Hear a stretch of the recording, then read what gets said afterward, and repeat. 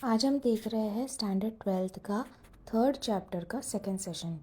First session में हम already देख चुके हैं इंटर डिपार्टमेंटल करस्पॉन्डेंस क्यों ज़रूरी है और मीनिंग ऑफ अ नोटिस। अभी ये सेशन में हम सर्कुलर एंड मेमो के बारे में पढ़ेंगे। तो हमने फर्स्ट सेशन में जैसे देखा था, नोटिस आप कब इशू करोगे? बहुत ही एक्सेप्शनल सर्कमस्टेंसेस में। फॉर एग्जांपल कोई लीगल रिक्वायरमेंट है तब आप इशू करोगे नोटिस, या फिर आपके कंपनी में कोई स्ट्रक्चरल चेंज हो रहा है, आपके कंपनी का जो ऑर्गेनाइजेशन का स्ट्रक्चर है वो चेंज हो रहा है, आपके ऑफिस में एक नया पोस्ट क्रिएट हुआ है स्टोर मैनेजर का। पहले जो परचेज मैनेजर था वही स्टोर का काम देख रहा था, अभी एक नया पोस्ट क्रिएट हुआ है, या फिर आपके ऑफिस का एड्रेस चेंज हो गया है, या फिर आपने कोई नया ब्रांच ऑफिस खोला है। ऐसे जो एक्सेप्शनल चीज़ है जो वंस इन अ वाइल होता है उसके लिए नोटिस इशू किया जाता है। अब सर्कुलर कब इशू किया जाता है? सर्कुलर जो आपका रेगुलर काम है, जो आप रेगुलरली कर रहे हो, उसके लिए सर्कुलर इशू किया जाएगा। सर्कुलर कौन लिखेगा? जो सीनियर मैनेजमेंट है वो जूनियर्स को या फिर लोअर लेवल मैनेजमेंट को लिखेगा। और सर्कुलर सभी लोगों को एड्रेस्ड होगा, मतलब उसमें जितने भी आपके ऑफिस के एम्प्लॉयज़ हैं सभी लोगों को सर्कुलर इशू होगा। या फिर आप बोल सकते हो कि डिपार्टमेंट वाइज भी सबको इशू हो सकता है। फॉर एग्जांपल अगर परचेज डिपार्टमेंट कोई सर्कुलर निकाल रहा है परचेज डिपार्टमेंट के एम्प्लॉयज़ के लिए, मतलब वो स्टोर डिपार्टमेंट के अकाउंट्स डिपार्टमेंट वालों को लागू नहीं पड़ता है, पर परचेज डिपार्टमेंट में जितने भी एम्प्लॉयज़ हैं उन सबको लागू पड़ेगा। तो जो सर्कुलर होता है वो किसी एक पर्सन को एड्रेस्ड नहीं होता, वो सबके लिए एप्लीकेबल है। So a letter written on a regular basis to a group of employees. तो दोनों चीज़ें आ गई, पहले सर्कुलर, रेगुलर जो आपके काम होते हैं उसके लिए इशू किया जाता है, और सेकंड ग्रुप ऑफ एम्प्लॉयज़ के लिए इशू किया जाता है, कोई एक पर्टिकुलर पर्सन के लिए नहीं। With a view to inform them about the code of conduct decided by the management. तो कोड ऑफ कंडक्ट में आप क्या बोल सकते हो? फॉर एग्ज़ाम्पल आप अगर एक्सपेक्ट कर रहे हो कि रिपब्लिक डे में या इंडिपेंडेंस डे में एम्प्लॉयज़ को ऑफिस आना है ध्वजवंदन के लिए, तो आप ये तो रिपब्लिक डे इंडिपेंडेंस डे वो तो हर साल आएगा, साल में 2 बार आता है, एक बार रिपब्लिक डे आएगा, एक बार इंडिपेंडेंस डे आएगा, तो ये तो एक रेगुलर काम ही है। आप एक्सपेक्ट कर रहे हो कि वो लोग आए, तो आप उसको एक सर्कुलर निकाल के सबको बोल सकते हो आने के लिए। नेक्स्ट है, अगर आप कोई बेनिफिट दे रहे हैं, फॉर एग्ज़ाम्पल कुछ ऑफिस में ऐसा होता है कि आपको ट्रैवल करना पड़ता है, ट्रैवल करने के लिए आपको अलाउंस मिलता है, तो आपने उसका कोई अमाउंट जो है अलाउंस का वो इंक्रीज़ या डिक्रीज़ किया है, तो उसकी जानकारी देने के लिए आप सर्कुलर इशू करेंगे। तो लोगों को पता चलेगा कि आपको कितने ट्रैवलिंग के टाइम पे कितना खर्चा करना है, और फिर आपको कितना ऑफिस में से पैसा मिलेगा। तो ये जो कोड ऑफ कंडक्ट है, कोड ऑफ कंडक्ट है मतलब एम्प्लॉयज़ को किस तरीके से बिहेव करना है, कि कितना पैसा क्लेम करना है या कब आना है कब जाना है, ये सारी चीज़ें जो उनका बिहेवियर है वो कैसा रहेगा वो उसमें गाइड करने के लिए सर्कुलर को इशू किया जाता है। So a letter written on a regular basis to a group of employees with a view to inform them about the code of conduct decided by the management is called a circular letter. Circular letter has practical and administrative attitude. Practical and administrative का मतलब, practical मतलब वो आपको बताता है कौन सा काम एग्जैक्टली किस तरीके से करना है, और एडमिनिस्ट्रेटिव मतलब रेगुलर चीज़ें भी हो सकती है। फॉर एग्ज़ाम्पल कि आप अपने लीव रिकॉर्ड्स, सारे एम्प्लॉयज़ को इंस्ट्रक्ट किया जा रहा है कि आप आके एक बार अपने लीव रिकॉर्ड्स चेक कर लीजिए, तो ये एडमिनिस्ट्रेटिव एटीट्यूड हो गया। प्रैक्टिकल एटीट्यूड आप ये बोल सकते हो कि हम एक्सपेक्ट कर रहे हैं कि आप एक फॉर्म भरें, तो फॉर्म में आपको इस जगह पे ये वाला लिंक आपको क्लिक करना है, इसको इस तरीके से भरना है, उसमें पूरा 1 2 3 4 स्टेप्स भी दिए होंगे, तो वो एक प्रैक्टिकल एटीट्यूड भी हो गया। तो इस दोनों तरीके के सर्कुलर हो सकते हैं। नेक्स्ट है फंक्शन क्या है सर्कुलर के। तो पहली चीज़ तो एम्प्लॉयज़ को बताएगा कि उनका वर्क क्या है। फॉर एग्ज़ाम्पल हमने नोटिस के टाइम पे देखा था कि अगर कोई ऐसी कमेटी बना रही है प्रिवेंशन ऑफ सेक्सुअल हरासमेंट, या फिर कोई ऐसी कमेटी है परचेज़ कमेटी, ये वंस इन अ वाइल ये कमेटी बनती है, तो उसके लिए आप नोटिस इशू कर सकते हो। उसमें बता सकते हो कि परचेज़ कमेटी में परचेज़ मैनेजर रहेगा, अकाउंट्स मैनेजर रहेगा, और फिर कोई इंजीनियरिंग डिपार्टमेंट का बंदा रहेगा। इस तरीके से आप परचेज़ कमेटी को फॉर्म कर सकते हो। तो उसके लिए आप नोटिस इशू कर सकते हो। पर जो रेगुलर काम है, सपोज़ आप एक कॉन्ट्रैक्टर हो, आपके पास 10 प्रोजेक्ट है, तो प्रोजेक्ट एक्स जो है वो मिस्टर मेहता हैंडल करेंगे, project Y mister Desai handle करेंगे, प्रोजेक्ट जेड कौन हैंडल करेगा। ये सारी चीज़ें जो है, जो आपके रेगुलर प्रोजेक्ट्स है, उसके बारे में आप सर्कुलर के थ्रू बता सकते हो। तो सभी एम्प्लॉय को अपने वर्क के बारे में पता रहेगा। नेक्स्ट है, it draws the attention of the employee for implementing decision taken by the management. Management जो भी डिसीजन ले रहा है उसके बारे में इन्फॉर्म करने के लिए सर्कुलर यूज़ किया जाता है। तो मतलब लेटर यूज़ नहीं किया जा रहा है। हम अभी तक जितने भी फॉर्मेट पढ़ रहे हैं वो सब लेटर के फॉर्मेट पढ़ रहे हैं। ये मतलब लेटर के फॉर्मेट्स जैसा ही है, इसमें बस एक दो चीज़ों का जो प्लेसिंग है, जो जगह है एक दो चीज़ों के, वो चेंज हो जाती है। बाकी जब हम बहुत सारे लोगों को अपने ऑफिस के अंदर ही बताना चाहते हैं कोई भी इम्पोर्टेंट डिसीजन, कुछ भी मैटर कम्युनिकेट करना चाहते हैं और बहुत से लोगों को करना चाहते हैं, तो हम सर्कुलर इशू करेंगे। सर्कुलर में ध्यान रखना है, it is always for a group of employees, ये एक पर्टिकुलर पर्सन के लिए नहीं है। नेक्स्ट है, is clarifies what is expected from the employee. मतलब एम्प्लॉय को क्या काम करना है, कब तक काम करना है, वो सब क्लैरिटी आ जाती है। And next, it maintain equality among employee. Equality कैसे? बिकॉज ये सर्कुलर सभी को इशू होता है, तो ये एक सॉर्ट ऑफ इंटरनली एक पब्लिक डॉक्यूमेंट है, ये कोई कॉन्फिडेंशियल नहीं है, किसी एक पर्सन को एड्रेस नहीं है, ये सभी को एड्रेस्ड है, तो सबको सबका स्टेटस पता है। फॉर एग्ज़ाम्पल जैसे हमने ट्रैवलिंग अलाउंस का एग्ज़ाम्पल लिया था कि आप ट्रैवलिंग करोगे तो कितना अलाउंस मिलेगा, तो सभी एम्प्लॉयज़ को ये सर्कुलर मिलेगा, तो सभी एम्प्लॉयज़ को इक्वल अलाउंस मिलेगा। या फिर एटलीस्ट ये बोल सकते हो कि मैनेजर लेवल को 5000 मिलेगा, असिस्टेंट मैनेजर को 4500 मिलेगा। तो जितने भी मैनेजर लेवल के सभी को 5000 मिलेगा, जितने भी असिस्टेंट मैनेजर है सभी को 4500 मिलेगा। और साथ ही सबको पता भी रहेगा, सभी असिस्टेंट मैनेजर को पता है कि मैनेजर्स का कितना अलाउंस मिलता है।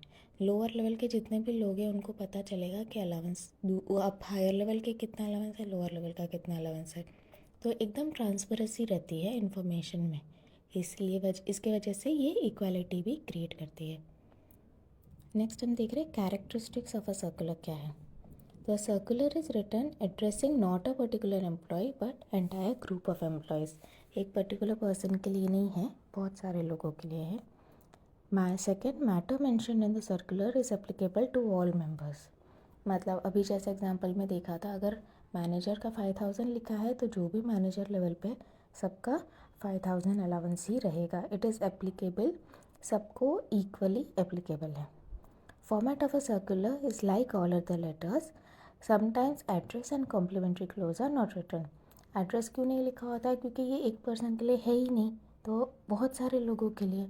तो आप एक या तो जनरल लिख सकते हैं, to all employees of purchase department, इस तरीके से जनरल एड्रेस लिख सकते हैं, या फिर उसको एड्रेस ही मत लिखो तो भी चलेगा।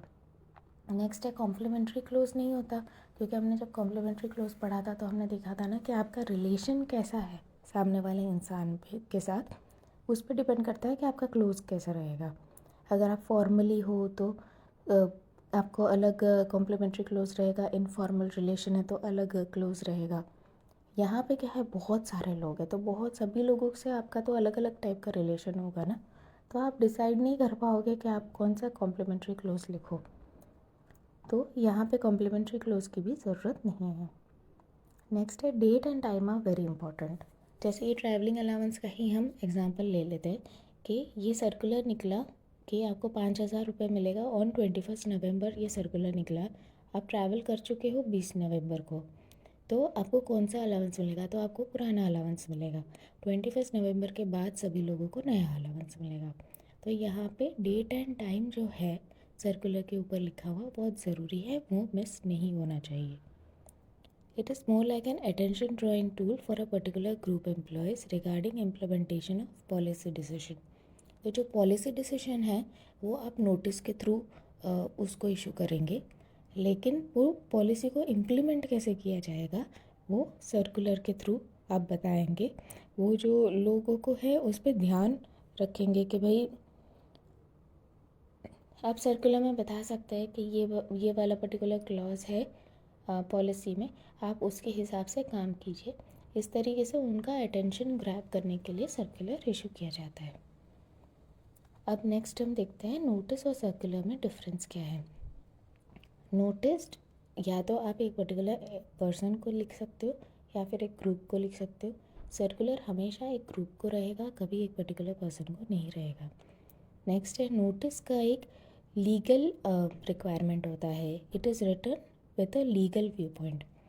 फॉर एग्जांपल जैसे हम टर्मिनेशन का नोटिस भी देते हैं, आप किसी एम्प्लॉय को निकालना चाहते हो ऑफिस से, या फिर कोई एम्प्लॉय छोड़ के जाना चाहता है। सपोज़ कोई एम्प्लॉय आपका ऑफिस छोड़ के जाना चाहता है, तो हम जैसे कहते हैं कि 2 मंथ का नोटिस पीरियड है। तो इसका मतलब जो एम्प्लॉई है उसको वो लीगली बाउंड है कि उसको 2 महीने एडवांस में बताना पड़ेगा कि मैं आपका ऑफिस छोड़ रहा हूँ। ये उसका लीगल ऑब्लिगेशन है। अगर वो नहीं बताता है तो उसका जो सिक्योरिटी डिपॉजिट और सब होता है वो काट देता है कंपनी, उसको रिटर्न नहीं करता है, मतलब उसका सिक्योरिटी डिपॉजिट। तो ये एक लीगल इशू है। लीगली जो एम्प्लॉई है वो बाउंड है कि वो 2 महीने पहले बता दे। तो इसीलिए वो जो एम्प्लॉई है वो एक नोटिस देगा अपने एम्प्लॉयर को, अपने सीनियर को। तो हर एक नोटिस का एक लीगल रिक्वायरमेंट होता है। लेकिन सर्कुलर जो है उसका कोई लीगल रिक्वायरमेंट नहीं है। ये एडमिनिस्ट्रेटिव कन्वीनियंस के लिए है या अपने कन्वीनियंस के लिए है। नॉर्मल जो रेगुलर जो हमें बातें अपने एम्प्लॉयज़ को बतानी है वो सब हम सर्कुलर के थ्रू बताएंगे। नेक्स्ट है notice is a two way communication. मतलब सीनियर जूनियर को दे सकता है, जूनियर सीनियर को भी दे सकता है। जैसे हमने अभी जो नोटिस पीरियड का एग्जांपल देखा था, उसमें क्या था, एम्प्लॉई जो है वो अपने टॉप मैनेजमेंट को दे रहा है। जबकि जो सर्कुलर है, सर्कुलर इज़ 1-वे कम्युनिकेशन। मतलब जो सीनियर है वो जूनियर को देगा, top level management lower level management को देगा। उल्टा नहीं हो सकता, लोअर लेवल टॉप लेवल को नहीं दे सकता। नेक्स्ट है circular can be served on matters for which notice is served. कोई ऐसी चीज़ है जो आपको नोटिस के थ्रू बताना चाहिए, उसके बदले आप नोटिस के बदले सर्कुलर को सब्सटीट्यूट कर सकते हो। फॉर एग्ज़ाम्पल हम बोलते हैं ना कि नोटिस लीगली जहाँ पे भी आपको ज़रूरी है कम्युनिकेट करना, वहाँ पे आप सर्कुलर देना चाहिए। तो सपोज़ बोर्ड ऑफ डायरेक्टर्स की मीटिंग कॉल फॉर करना ज़रूरी है, लीगली ज़रूरी है। कंपनीज एक्ट में लिखा है कि आपको 4 मीटिंग होल्ड करना है। तो आपको ज़रूरत, तो जो बोर्ड ऑफ डायरेक्टर्स को बुलाने के लिए ज़रूरी नहीं है कि आप नोटिस इशू करो, आप सर्कुलर भी इशू करके सारे बोर्ड ऑफ डायरेक्टर्स का मीटिंग कंडक्ट कर सकते हो। लेकिन जो सर्कुलर है, जहाँ पे सर्कुलर देना है वहाँ पे आप नोटिस नहीं दे सकते हो। क्यों? क्योंकि नोटिस जो है वो बहुत ही एक्सेप्शनल चीज़ है, वो आपको वंस इन अ वाइल देनी है। तो आपको उसका नोटिस वर्ड इटसेल्फ का एक सीरियसनेस है। आप सर्कुलर तो रेगुलरली इशू करोगे। अगर आप जो रेगुलरली जो सर्कुलर इशू कर रहे हो उसके ऊपर आप नोटिस नाम लिख के इशू करना शुरू कर दोगे ना, तो वो नोटिस वर्ड का सीरियसनेस ही चला जाएगा। नेक्स्ट टाइम जब कोई सीरियस काम होगा तो लोग ध्यान भी नहीं देंगे कि भाई ये तो नोटिस हर दूसरे दिन आता है, इस पर ध्यान देने की ज़रूरत नहीं है। तो आपको नोटिस वर्ड की सैंक्टिटी मेंटेन करने के लिए, उसके सीरियसनेस मेंटेन करने के लिए आप उसको बार बार सर्कुलर की तरह यूज़ नहीं कर सकते हो। तो वो आपको ध्यान रखना है। नोटिस के बदले सर्कुलर दे सकते हो, लेकिन सर्कुलर के बदले नोटिस नहीं दे सकते हो। नेक्स्ट है आपका मेमो। तो हमने जैसे सर्कुलर में देखा था ग्रुप ऑफ एम्प्लॉयज़ को एड्रेस्ड होता है हमेशा, मेमो एक पर्टिकुलर पर्सन को एड्रेस्ड होता है। So the term memo is normally misunderstood. Usually memo के साथ एक नेगेटिव एटीट्यूड रहता है।